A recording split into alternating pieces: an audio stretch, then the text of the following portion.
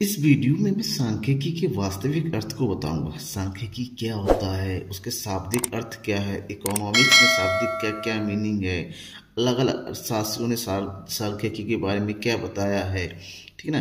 Basically ये topics जो BA के स्टूडेंट्स है या बीकॉम के स्टूडेंट्स है और वो इकोनॉमिक्स पढ़ रहे हैं उसमें पूछा जाता है। स्टैटिक्स का एक बहुत ही ज़्यादा इम्पोर्टेंट टॉपिक है जो एग्जाम में अक्सर पूछा जाता है। इस वीडियो में आज आपके इसी कंफ्यूजन के इसी क्वेश्चन को मैं दूर करने की कोशिश करूंगा। वीडियो को लास्ट तक देखेंगे तो सांख्यिकी के बारे में पूरा कॉन्सेप्ट आपका क्लियर हो जाएगा। आप देख रहे हैं द इकोनॉमिक्स गुरु, मैं हूं नकुल सर और हिंदी मीडियम स्टूडेंट का बेस्ट चैनल। चलिए शुरू करते हैं सांख्यिकी के अर्थ की। अगर सांख्यिकी के अर्थ यानी कि स्टैटिक्स की मीनिंग की बात करें और ये मीनिंग किसका होगा, शाब्दिक होगा, यानी कि केवल और केवल इस शब्द का क्या मतलब है। तो अगर सांख्यिकी के अर्थ देखें, सांख्यिकी को इंग्लिश में बोलते हैं स्टैटिस्टिक्स, और जो स्टैटिस्टिक्स है वो बेसिकली हम ये कह सकते हैं तीन अलग अलग शब्दों से हो सकता है लैटिन भाषा के स्टेटस से बना हुआ हो सकता है इटालियन शब्द के स्टैटिस्टिका से बना हुआ हो, या जर्मनी शब्द स्टैटिस्टिक से मतलब हो, क्योंकि इन तीनों ही शब्दों का मतलब होता है राजनीतिक राज्य या पॉलिटिकल स्टेट। लैटिन में, इटली में, जर्मनी में स्टैटिस्टिका शब्द होता था अपने जो राजनीतिक राज्य उनके लिए, और वहीं से स्टैटिक्स जो सामने आया क्योंकि एक राज्य को चलाने के लिए विभिन्न प्रकार के डेटा की जरूरत पड़ती थी और वहीं से ये वर्ड आगे होता है। लेकिन सबसे पहले सन 1749 में जर्मनी के एक महान विद्वान थे जो कि राजनीतिक विज्ञान के शिक्षक कहलाते थे, सर गॉटफ्राइड आकेनबाल। ठीक है ना, सर गॉटफ्राइड आकेनबाल, जिन्होंने सन 1949 में सबसे पहले स्टैटिस्टिक शब्द का प्रयोग किया था, और इस शब्द का प्रयोग किया था इसलिए मानव विज्ञान के एक विशिष्ट शाखा के रूप में। उन्होंने कहा था वास्तव में स्टैटिस्टिक्स क्या है, मानव विज्ञान की एक शाखा है जिसके अंदर मानवीय समस्याओं का, अर्थव्यवस्था से संबंधित, आंकड़ों से संबंधित समस्याओं का अध्ययन किया जाता है। और इसी बात के कारण उन्हीं के इसी कॉन्सेप्ट के कारण जब उन्होंने राजनीतिक विज्ञान के कॉन्सेप्ट को मानव ज्ञान के आधार पर जोड़ा तो ये बहुत ज़्यादा फेमस हुई है। तब से जो है स्टैटिस्टिक्स जो है वास्तव में वजूद सामने आया, और इसी कारण से इनको फादर ऑफ स्टैटिस्टिक्स यानी कि अर्थशास्त्र के जनक के नाम से भी कहा जाता है। क्वेश्चन अगर आपसे पूछा जाए कि वास्तव में अर्थशास्त्र के जनक कौन है, तो आप कह सकते हैं कि अर्थशास्त्र के जनक कौन है, सर गॉटफ्राइड आकेनबाल। ठीक है ना, ये एग्जाम में बहुत ज़्यादा पूछा जाता है स्टैटिक्स से रिलेटेड। अब स्टैटिक्स का जो शब्द है यानी कि सांख्यिकी का जो शब्द है वो तीन अर्थों के आधार पर लगा सकते हैं, उत्पाद के रूप में, विधियन के रूप में और विवरणात्मक माप के रूप में। अगर उत्पाद के रूप में देखें तो सांख्यिकी का मतलब होता है क्या, समांक यानी कि डेटा। और डेटा क्या है, डेटा क्या मतलब संख्यात्मक तत्वों का एक समूह जो होता है। ठीक है ना। दूसरा होता है विधियन के रूप में, मेथड के रूप में। तो विधियन के रूप में अगर हम इसके बारे में पढ़ेंगे तो विधियन के रूप में इसका मतलब होता है सांख्यिकीय विधि यानी कि स्टैटिस्टिकल मेथड्स। और तीसरा है विवरणात्मक माप के रूप में, और विवरणात्मक माप के रूप में अगर इसको देखिए तो ये है प्रतिदर्शक यानी कि स्टैटिक, किसी भी चीज़ का स्टैटिक, किसी चीज़ को समझने की विधि या समझने का तरीका। तो ये हो गया इसके शब्दों की मतलब का। अब स्टैटिक्स का वास्तविक में क्या अर्थ है उसको पढ़ेंगे। स्टैटिक्स का मीनिंग, अगर स्टैटिक्स की मीनिंग हम देखें विषय के रूप में, स्टैटिक्स की मीनिंग को दो ग्रुप में बांटा गया, एक वचन के रूप में और बहुवचन के रूप में। तो स्टैटिक्स एक वचन के रूप में स्टैटिक्स को कहा जाता है सांख्यिकी विज्ञान, स्टैटिस्टिक्स एज अ साइंस। बहुवचन के रूप में स्टैटिक्स को कहा जाता है स्टैटिक्स एज डेटा, क्योंकि डेटा का मतलब बहुवचन से होता है जहां पर तत्वों और आंकड़ों का समूह होता है। अगर हम एक वचन के रूप में सांख्यिकी का अर्थ देखिए तो इसका मतलब होता है वह सिद्धांत या विधियां जिसका प्रयोग निष्कर्ष निकालने या निर्णय लेने के लिए संख्यात्मक तथ्यों के व्यवहार को जानने में किया जाता है। जबकि बहुवचन का मतलब क्या होता है, व्यक्तिगत इकाइयों के समूह से संबंधित संख्यात्मक समंक, जो किसी व्यक्तिगत इकाइयों का जो समूह होता है, समूह को मिला के उसका जो संख्यात्मक न्यूमेरिकल डेटा का एनालाइज किया जाता है वो होता है बहुवचन के रूप में इसका मतलब। जबकि सांख्यिकी का मतलब होता है वह विधियां या फिर सिद्धांत या फिर प्रणाली जिसके अंतर्गत सांख्यिक तत्वों का व्यवहार जानने में प्रयोग किया जाता है। इसके बाद सबसे ज्यादा इंपॉर्टेंट है वो उसकी परिभाषाएं। ग्रेजुएशन में जब डिटेल से लिखना होता है तो परिभाषाओं को भी लिखना होता है कि सांख्यिकी के बारे में जो है विज्ञानियों ने या अर्थशास्त्रियों ने या फिर विद्वानों ने क्या कहा। तो स्टैटिक्स की जो परिभाषाएं है जो अलग अलग अर्थशास्त्रियों ने अलग अलग तरीके से दिया है, जिसको बेसिकली परिभाषा को दो कैटेगरी में बांटा गया है। एक है सांख्यिकी समंक के रूप में और दूसरा है सांख्यिकी विज्ञान के रूप में। यानी कि इन दो प्रमुख तरीके से सांख्यिकों को समझ सकते हैं और इन दो कैटेगरी में सांख्यिकी के परिभाषा को समझ सकते हैं। सबसे पहले हम बात करेंगे सांख्यिकी समंक के रूप में। समंक के रूप में सांख्यिकी का क्या अर्थ है, तो इसके बारे में डॉक्टर A.L. बाउले बहुत ही फेमस है सांख्यिकी में। बाउलों के अनुसार उन्होंने क्या कहा था कि समंक जांच के किसी विभाग के संख्यात्मक विवरण हैं जिन्हें एक दूसरे से संबंधित रूप में रखा जाता है। मतलब समंक के रूप में ये सांख्यिकी जो एक संख्यात्मक विवरण होता है, जहां पर जो विवरण एक दूसरे से संबंधित रूप में रखा जाता है, एक दूसरे का एनालाइज किया जाता है। ठीक है। दूसरा जो है डेफिनेशन है वो डॉक्टर मेयर का। डॉक्टर मेयर ने क्या कहा कि समंक मानव के सामाजिक जीवन से संबंधित उन वास्तविक घटनाओं की वैज्ञानिक एवं विविध विवेचना करते हैं जो कि समूह के संख्यात्मक अध्ययन के फलस्वरूप जाने जा सकते हैं।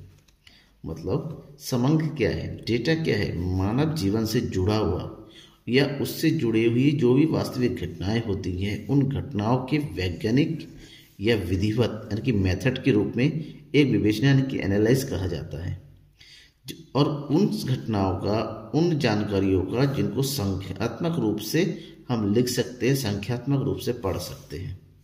तो ये तो होगी सांख्यिकी की परिभाषा समंक के रूप में। अब सांख्यिकी की परिभाषा को समंक की जगह किस रूप में दिया, विज्ञान के रूप में, एज अ साइंस।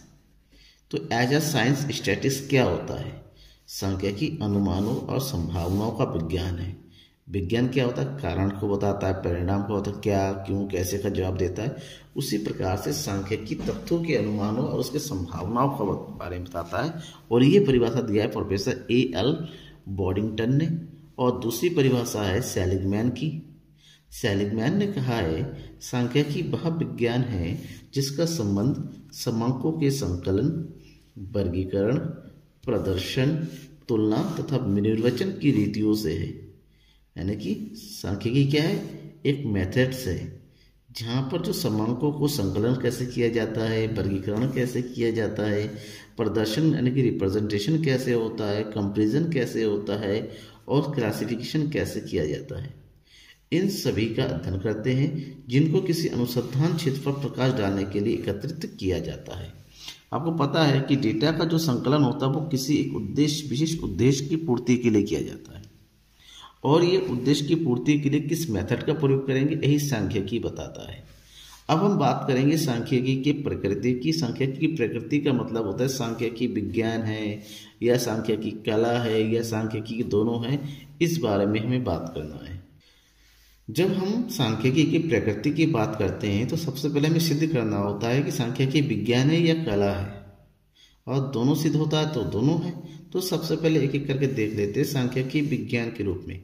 तो सांख्यिकी विज्ञान के रूप में इसका देखेंगे तो विज्ञान क्या है। विज्ञान क्या होता है, विज्ञान किसी भी समस्याओं का क्या करता है, क्रमबद्ध अध्ययन करता है, और उस क्रमबद्ध अध्ययन का व्यवस्थित ज्ञान प्राप्त होता है, उसके कारणों का और परिणामों के बारे में पता चलता है।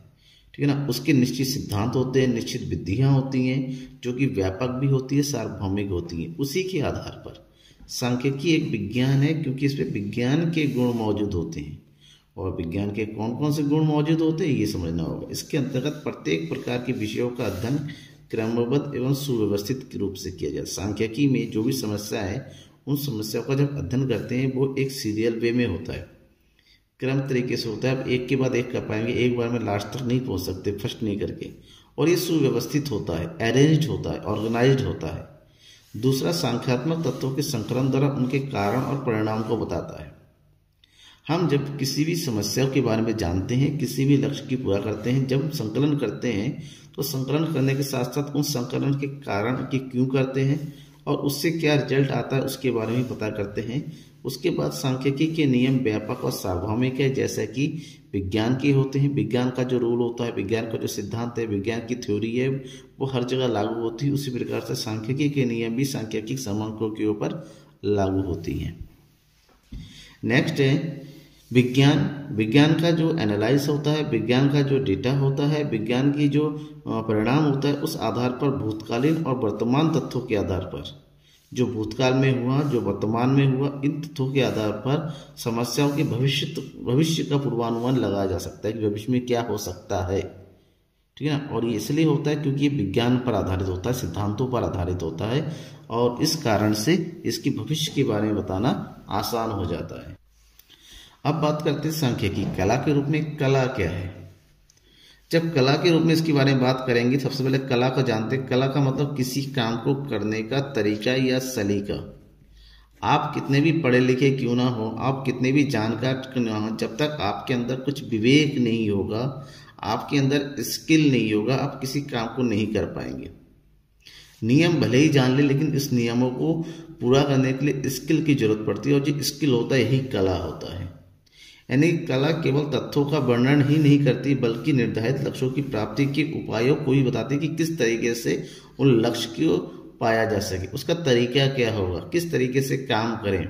मान लीजिए आप बहुत ज़्यादा पढ़े लिखे हो, आप अकाउंटिंग पढ़ रहे हो, अकाउंटिंग पढ़ के आप पूरी थ्योरी रट लिए, अच्छे से पढ़ लिए, लेकिन जैसे आपको किसी भी जो है कंपनी का अकाउंट बनाने के कहा जाता है, आप नहीं कर पाते हो। यानी कि थ्योरेटिकल जो होता है वो साइंस होता है, उसको उस साइंस को अप्लाई करना वो कला होता है। इसी कारण से सांख्यिकी को कला कहते हैं। क्यों? क्योंकि समंकों का संकलन भले ही आप वैज्ञानिक रीति से करें, तो उसका उपयोग अपने आप में कला होता है। उसका उपयोग कहाँ करना है, कैसे करना है, ये कला की बात है। समस्या का अध्ययन एवं समाधान करने के नियमों और सिद्धांतों का उपयोग का तरीका भी एक कला होता है। कहाँ पर कौन सा सिद्धांत प्रयोग किया जाना है, कहाँ पर कौन सा नियम लगाना है, किस तरीके से संकलन करना है, ये सब तरीका जो है कला होता है। विशेष योग्यता और आत्मसंयम की अगर जिस प्रकार से कला, पेंटिंग करने का काम जो पेंटिंग करता है वही कर सकता है, तो ये उसकी कला है, वह योग्यता है, और उसके लिए उसका आत्मसंयम की भी जरूरत पड़ती है। हर कोई नहीं कर सके मैं जाऊँ पेंट पकड़ लूँ और मैं पेंटिंग कर दूँ, ऐसा पॉसिबल ही नहीं है। ये सब कला की बात होती है, स्किल की बात होती है। और सांख्यिकी के भी डेटा का नॉलेज वही रख सकता है जो सांख्यिकी को समझता हो, सांख्यिकी को जानता हो। जब ये सिद्ध हो जाता है कि सांख्यिकी विज्ञान भी है और सांख्यिकी कला भी है, तो इसका मतलब आपसे क्या सांख्यिकी दोनों की, हाँ, इन सभी तथ्यों के विवेचना के आधार पर हम बता सकते हैं कि सांख्यिकी कला भी है और सांख्यिकी विज्ञान भी है।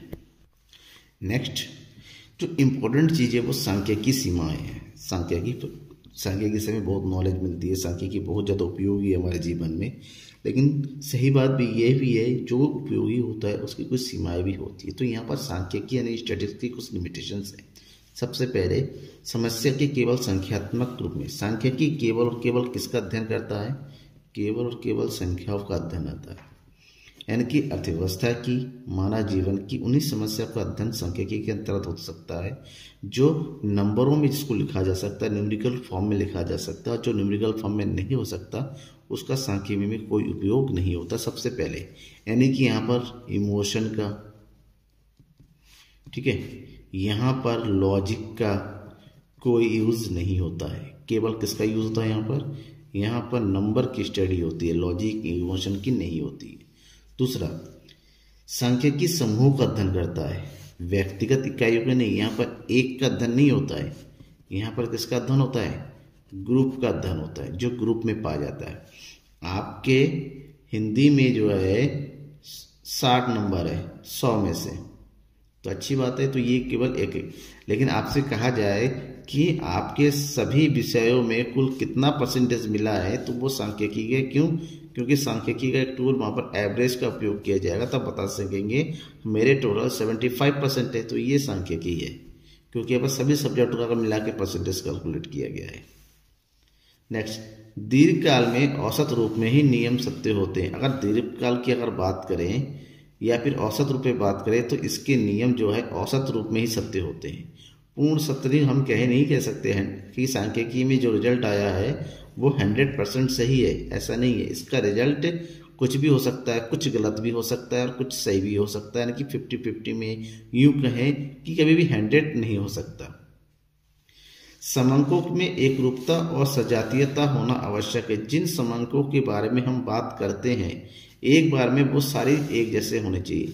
अगर हम जब बात करेंगे मार्क्स की, आपके कितने मार्क्स है क्लास 10th में, तो क्लास 10th में जो सब्जेक्ट है उन सब्जेक्ट के मार्क्स करेंगे, परसेंटेज निकालेंगे, तो सारे सब्जेक्ट के मार्क्स 100 में से होना चाहिए, तभी जाके उसका परसेंटेज हम सही तरह से निकाल सकते हैं। यानी कि जो भी समंक हो वो समंक में एक रूपता होनी चाहिए, वो समंक एक जैसे होने चाहिए, सिमिलरिटीज होनी चाहिए उनमें, और वो भी साथ ही साथ एक साथ जाती होनी चाहिए, एक ही चीज से जुड़ा हुआ होना चाहिए। नेक्स्ट, समंकों का अध्ययन केवल विशेषज्ञों के द्वारा ही किया जा सकता। आम आदमी स्टैटिस्टिक्स टूल का यूज नहीं कर सकता, यानी कि सांख्यिकी विधियों का प्रयोग हर किसी के द्वारा किया जाना संभव ही नहीं है। वो समझ ही नहीं सकता कि किस तरीके से इन विधियों का प्रयोग किया। नॉर्मल आप मेन मीडियन बोर्ड तक तो है, लेकिन उसके आगे अपकिरण की माप, प्रतिगमन हो गया, निर्देशन हो गया, ज्यामिति विधि हो गया, लॉरेंज-बक हो गया, और जाने कौन कौन सी विधियां हैं इसमें, उन सब का प्रयोग वही कर सकता है जो उसको जानता हो, यानी कि जो उसका ज्ञान रखता हो। अदरवाइज नॉर्मल आदमी स्टैटिस्टिक्स टूल्स का यूज नहीं कर सकता। और लास्ट, निष्कर्ष सदैव संदेह से परे नहीं होते। इसका जो रिजल्ट होता है उसमें कुछ ना कुछ डाउट हमेशा बना रहता है। मैंने पहले ही कर रखा है कि स्टैटिस्टिक्स के रिलेटेड जो रिजल्ट आता है वो कभी की 100% सच नहीं होता, उसमें वेरिएशन होता है, उसमें कुछ डाउट बने रहते हैं, लेकिन तब भी एनालाइज करने के लिए, स्टडी करने के लिए, और साथ ही साथ हम जो है इन फ्यूचर के बारे में बात करने के लिए स्टैटिस्टिक्स आज के समय में, आधुनिक युग में इसका धीरे धीरे उपयोग बढ़ता चला जा रहा है, जिसके आधार पर बड़े बड़े बिजनेस घराने जो होते हैं, बड़े बड़े बिजनेसेस जो होती हैं, बड़े बड़े व्यवसाय जो होते हैं, उनके बारे में हम फोरकास्टिंग कर सकते हैं। आशा करता हूँ ये वीडियो आपको अच्छा लगा होगा, आपको कॉन्सेप्ट समझ में आया होगा। अगर समझ में आ गया है दोस्तों के बीच में ज़्यादा से ज़्यादा शेयर कीजिए, ठीक है ना। और आप अगर BA BCom फर्स्ट ईयर के स्टूडेंट हैं और स्टडीज़ पढ़ रहे हैं तो आपके लिए बहुत ज़्यादा यूजफुल होगा। Thank you.